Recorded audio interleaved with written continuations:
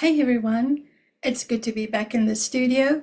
I have been missing in action for a little bit. I'm busy preparing for two Christmas markets and life has been interesting and hectic. Okay, so today I would like to take the opportunity to show you how I prepare for small paintings when I have to do a lot of the same thing with a lot of the similar backgrounds, for instance, a seascape.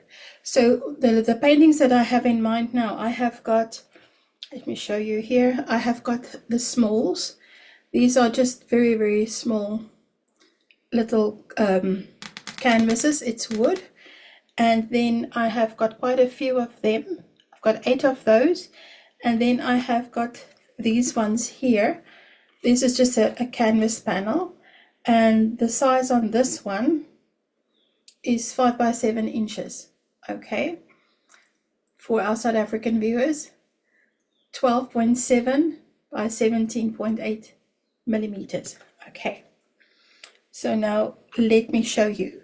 I'm going to show you the picture I have in mind. It is a beach theme and it's a girl in a dress and walking, but I'm going to modify the images. Okay, so let me show you here. Let me share. Okay, so here you can see I have 3 images. Now the girl here on the right, she would be my main character, and she would every time be closest to me. On the other side, you can see children playing, and they would be further off in a distance. I'm not painting these exactly. These are from Unsplash, and Free Pics. So these are pictures that I have had for a while. And even this little girl here, I've made many paintings of that little girl walking in different places. I just love the way she's strolling and her arms and everything. Okay, so now let me stop share so that I can share my other screen with you. I'm very excited to be here today. Let me have a look.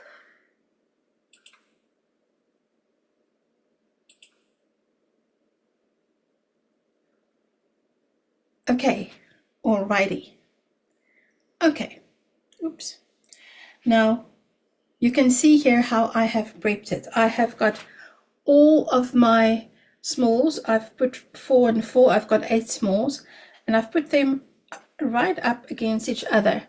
You can see here that I'm using the blue non-slip matte that I've spoken about in a previous video. It just helps with this process.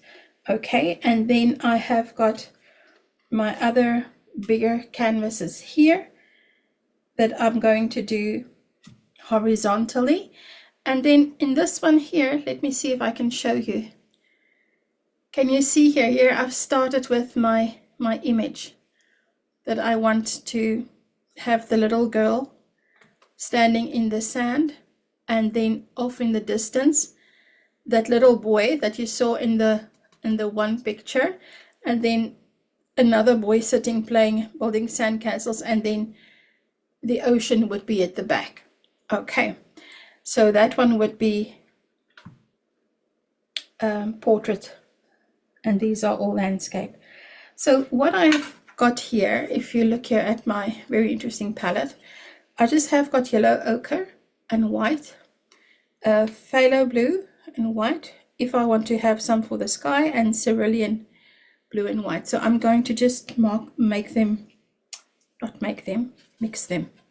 Okay, let me start here. Usually I mix on my canvas, but because I want to do this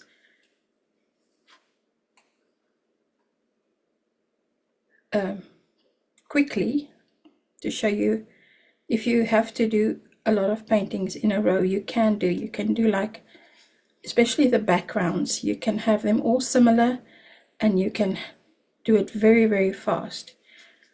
Okay, I'm just going to mix it like that, and then just grab another brush. I'm going to mix my cerulean.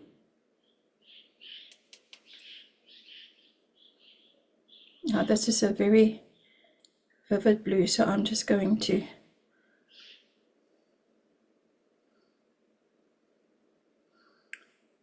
not mix it straight all through because there's a lot of blue there. Okay, it's very potent. And then I'm just going to use the same brush for my phthalo. And you can see that the two blues have got different colors.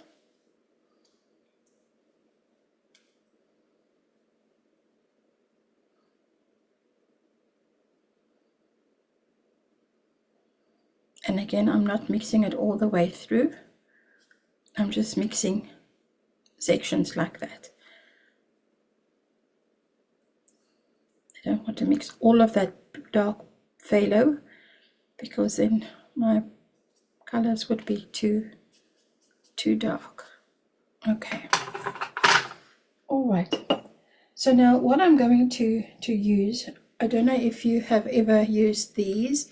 I think they are more for applications of Mod Podge or something like that. These are fantastic. They wash out so quickly. It's so much easier to get the paint out of these than from a brush. So I really like them, and you get them in all different sizes. You can see these have been used fairly often, and they are dirt cheap. Okay, they are not expensive at all. So when I have to do a big background, then I would usually use these.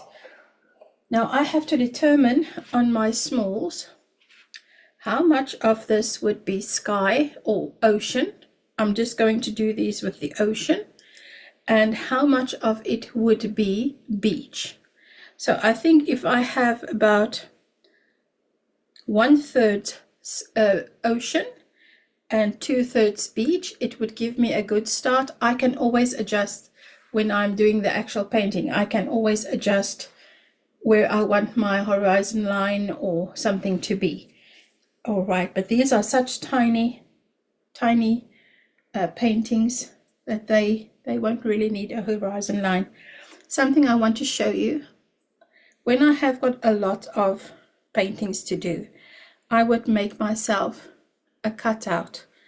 I would draw my image. This is on watercolor paper. It was a scrap piece, and it's a little bit sturdier than a normal piece, and I just cut them out so that I can just use it as a stencil. It's for a market. I have to work quickly. Don't judge. If you want to sit there and paint every single detail, be my guest. Okay. Through all the years of painting, I have learned how to make it easier on myself, and I still enjoy the process.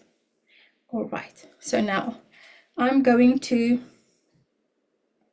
just wedge this sponge slightly. Where's my cloth?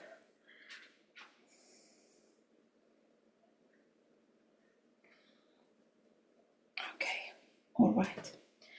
Now I'm going to start with, now I have to have a look. I would like to make the cerulean the ocean color. Okay, so I'm going to start with the ocean. So I'm just loading up the sponge like this. Okay, so I'm going to start with these ones over here.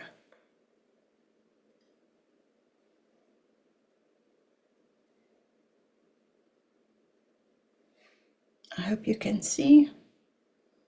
Yeah, okay. So you can see here, it is so easy. I am just working it through like this. Now remember, this is the base layer.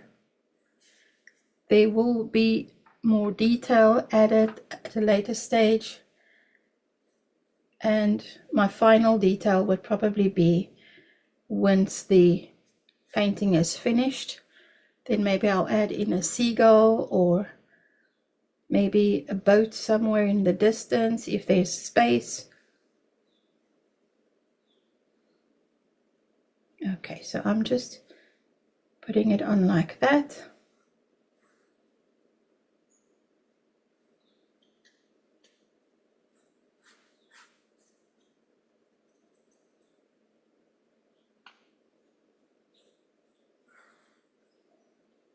So I wonder if you also like to go to markets or get a stall at a market and sell at a market. I haven't sold at a market for a few years now, and so I'm quite excited to go. Now what I'm going to do here, you can see the line. So I am going to have the ocean. This is now the part where the water comes onto the beach. So I'm going to maybe make a few changes here in the flow of the water,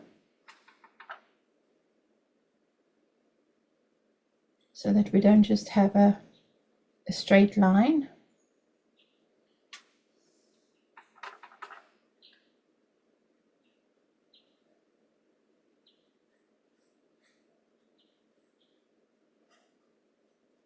And you can see how fast I'm going. This is in real time. You don't have to spend a long time to get it absolutely perfect. This is your first layer.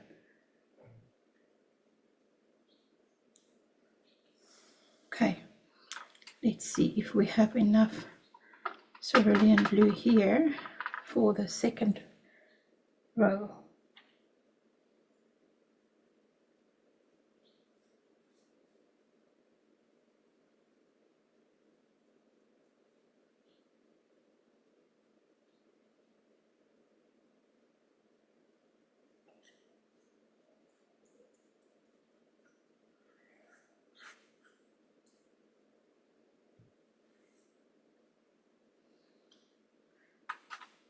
I wonder if I mixed enough. You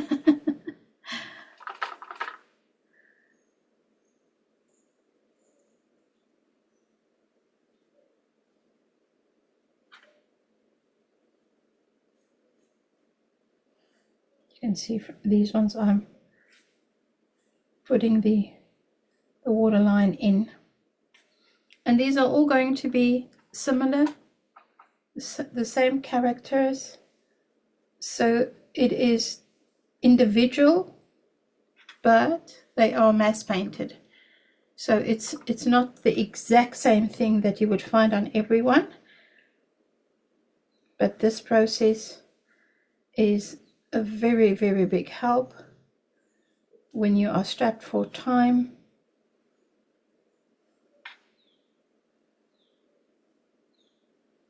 Let's see, do I like those edges? Yes, okay, I do. Alrighty.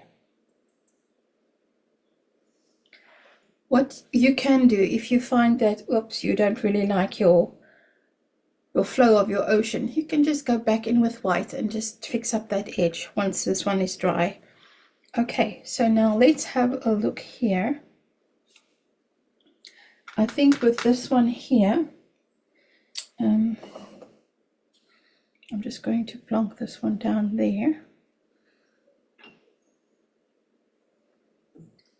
I just like to wet the sponges before I start, and then I just dry them a little bit again, because a damp sponge for me absorbs the paint easier.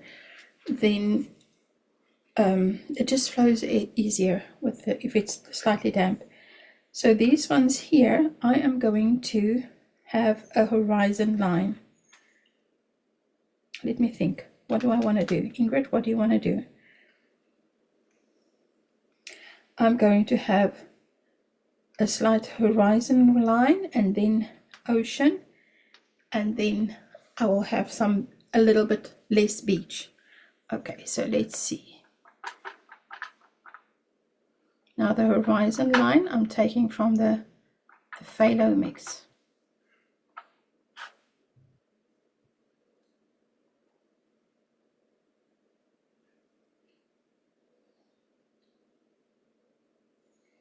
I want to just put it away a little bit from the other ones at the top. Can you still see? Yes, you can. So my horizon line is just going to be straightish. I'm going to just add a little bit of water in here.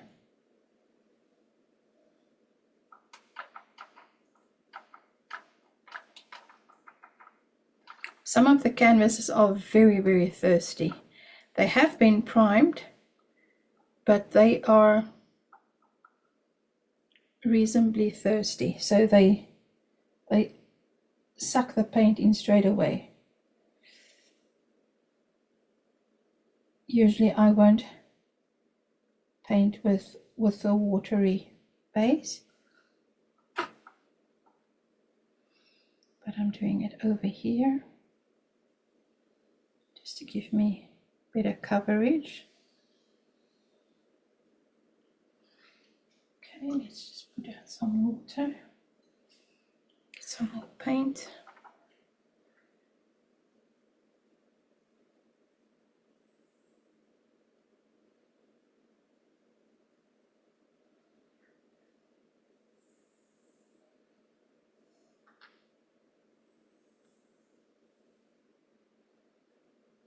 So I would like to know what you guys have been up to.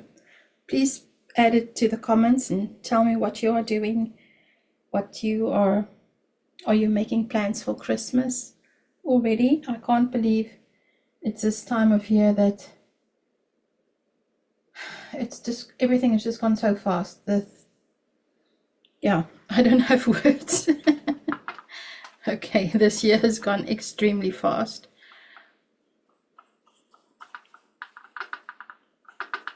Okay, what I'm going to do now, I just need to grab some more white. I've run out of white here so that I can mix.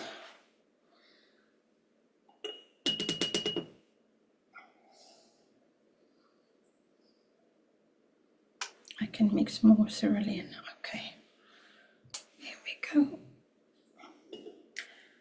Plastic spoons are always very helpful. I buy my, if I am doing a lot of white, then I will buy my my white in a larger container, because the tubes just go way too fast, and then I will just scoop it out with a spoon, plastic spoon. Okay, so I'm just mixing some more ocean here with the cerulean. Show you.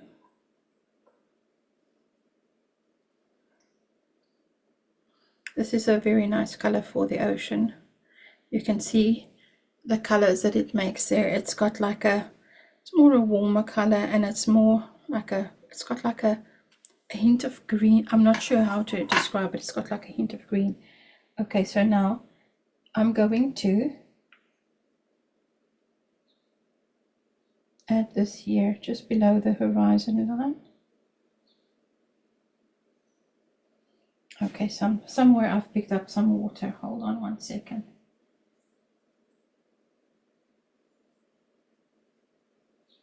Just want to get most of the water out.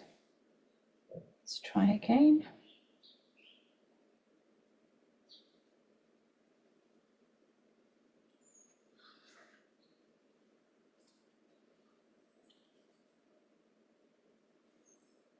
Okay, let's see here.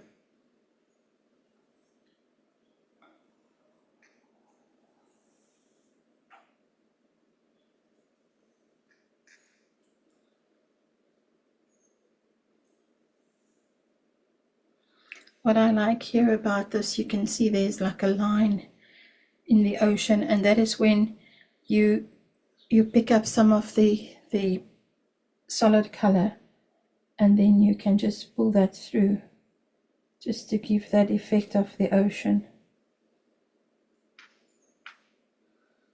because the ocean has got so many different colors.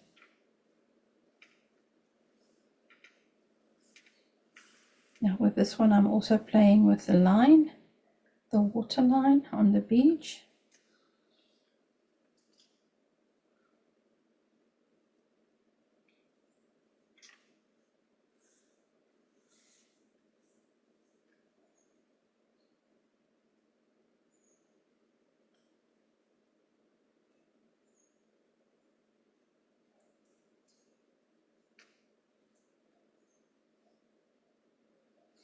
So you can see, although they are similar, they're not exactly the same. So they still have that individual touch. It's just the process. Instead of painting one at a time, finishing it, this is so much faster. So if I have the background prepped and everything is ready for the background, my first base colors, they are all done, then it is easy for me just to go and take time. I would also line them up on an easel, and then I have got a bar that I put across an easel. I don't have it with me here to show you, but it basically, it is, when you wrap a palette of something that you have to pick up with a forklift, you get like a corner. It's like an angle piece of cardboard that is very, very strong to keep the boxes so that they don't fall off a pallet when it's picked up with a forklift. So I have some of that I saw down to size to fit my easels, so that I can put the tinies up so they don't keep falling down. So make a plan, do something. It's very easy if you can line them up, and then you can sit and paint your details in quickly. Okay, so now let's see. Those ones are done. Okay, I actually just want to rinse this one out so that I can use it for the ochre.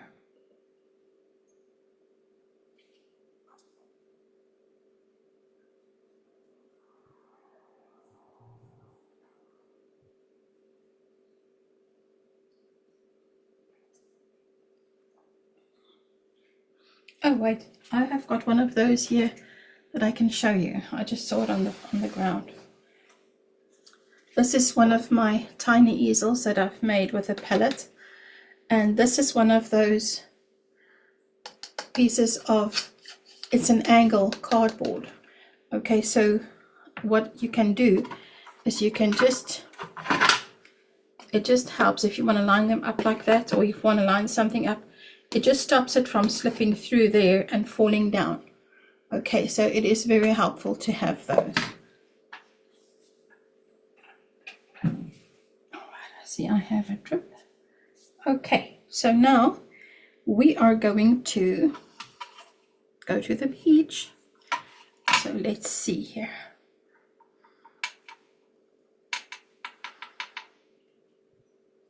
And the nice thing about using acrylic to paint with, these ones are dry. How long has it been? A few minutes? Not long, not long at all. Okay, oh, there's a hair. That's a floofy hair. Okay, so now let's see. I now want to just get my color in here.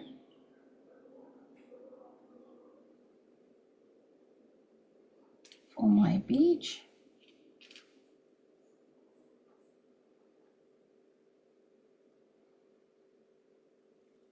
And once this is dry, if you think that, ugh, this color is too dark, or this color is too light, or insipid, or whatever, go back and change it. You can add another layer. And another layer is also very good, because when you add another layer, you create a lot of texture. Texture is good, especially in the times we live, where there's so much art generated and created with AI, but they are absolutely flat. Even if it looks like texture, they can't physically paint the texture. So that's just my take on that. As much texture as you can, and it doesn't have to be perfect, because we are not making a picture. We're not a photocopier machine, and it does not have to be perfect. Now, please don't paint 6 toes or 6 fingers. Okay, that would be strange.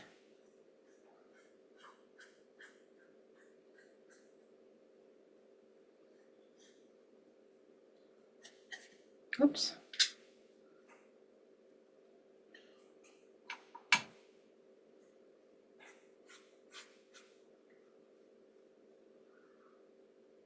I know some of you are going into autumn and winter. Over here, we've had a few extremely hot days. I think summer is really approaching, and I think this summer is going to be a hair-raising one. It feels as if I am melting. But if I put the fan on, then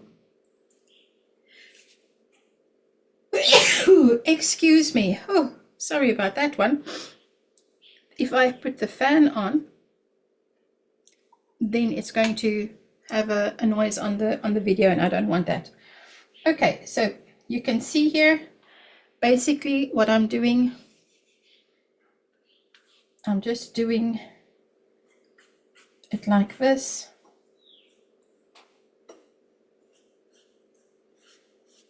Very quick, very easy. I'm not doing them all exactly the same. Here and there I would leave a little bit of white space.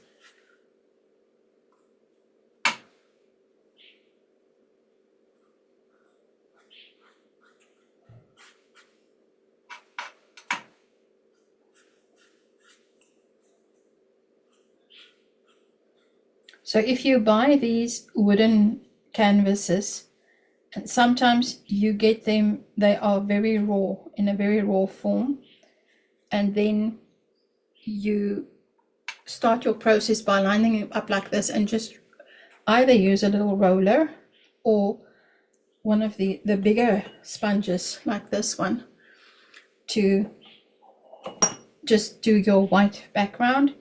If you want to not use a white, if you want to use a background for like a grounding color, you can put a grounding color. I usually use a grounding color or different grounding colors when I am doing a piece that is going to have a decent price tag. Okay, these are quick paintings, and they still have got a color, but they are on white. Some people only paint on white. They don't like to use grounding color. Everyone has got their own taste in what works for them, and this is what I do. So these paintings are not that expensive. I have not decided what I'm going to price them at, but these markets are not high-end markets. So these markets would be just so that the public can be aware that there is an artist in the area, and also that I do classes and online classes, and this time of year these things are just the right size for gifts. Okay, so it's stocking fillers or things like that. All right, so I'm happy with how these are looking. Alrighty, let's mix a little bit more.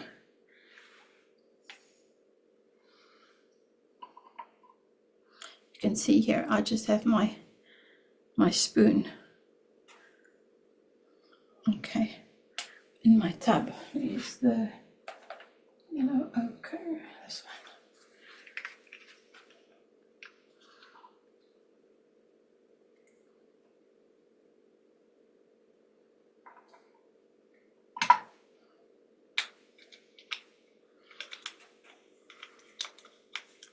Oh, come on. Here we go. This is a very handy stand. I don't know if you can see it. You can't see it on this one, but you can see it where I am. It's just like I think it was an old jewelry stand where you can buy earrings and things. And somehow I got hold of this one. Someone threw it out. And I thought, you know what? It would be fantastic because my paints all have got the little thingy that you can hang them. Or you can even use a bulldog clip like that, which has got a hole so that you can just also hook it on. So if you find things like that and you think, oh, what can I do with that? Have a look. Maybe you can use it in your studio. All right. I'm just going to mix this with the sponge.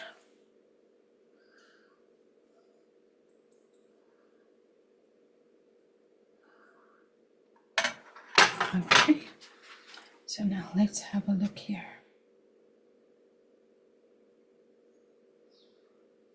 I'm quite excited for the market. I have to now make sure that I have got everything for the setup and everything. And my dad said that he was going to go with me. And my dad is 84, so he said he's going to help me with the setup. So I'm very grateful for that.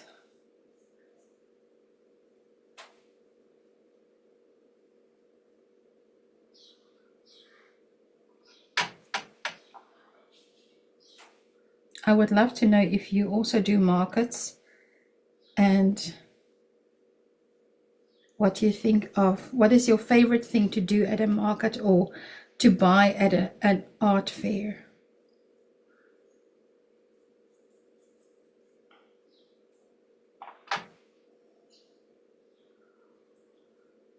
In Cape Town, we have got a very, very big craft markets. We have got 3 very big ones. And a friend of mine, a dear friend, she does a lot of pottery, and she has got her own studio as well. And when I make my pottery, I've never showed you the pottery that I make, but I will. When I make my pottery, I usually use her services for the kiln. And she said to me that she's entered into one of these big markets. And I thought, oh, wow, that sounds fantastic. So yes, for next year, for 2026, the Christmas market, I've also thought that I'm going to enter and see if my things are accepted, because you have to show them what you can do. And then, yeah, that would be fun. Now, some of these markets, I had a look. What is nice, it's an indoor market. They're on 3 locations, and it has got 1 central toll point. So that means I don't have to be there 24 hours of the day, basically. They have got staff working. You just have to make sure that you have got enough stock under your tables so that they can replenish as the sales go. And then you work on a barcode system. They do take a percentage, but I mean, the amount of feet that those markets pull, it's high-end markets, okay? And some of them run for 43 days. Can you imagine having enough stock for 43 days? Some of them run for 46 days. And it is so good that you don't have to be there every day. That means I can still have my students, I can still teach and everything.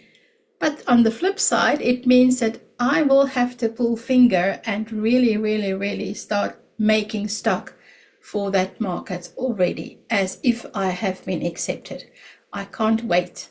So I have to really make sure that I do that. Okay, all right. So this is my process. Let me show you here. Okay, on this one, you can see the horizon line. This is still a little bit wet here, the ocean, and then the beach.